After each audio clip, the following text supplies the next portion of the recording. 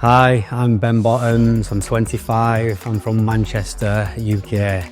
I originally had a bit of thin hair at the front and I decided I'd want to come to Hair of Istanbul to get an hair transplant to try and improve my hair, to be honest with you. It did a bit, yeah. It weren't too bad really, but I'll be honest, every time I was going out, I was looking in the mirror a lot and just seeing thin little patches in the corner, and hopefully having this procedure done, it's going to make me feel a lot more confident in myself. A few of my friends have been and had their hair done before, and I also seen a lot of posts on Instagram, what I really liked. I was really happy. I asked them to put the corners in both, and he explained everything about the kind of haircuts, and I'm really chuffed with what they've done.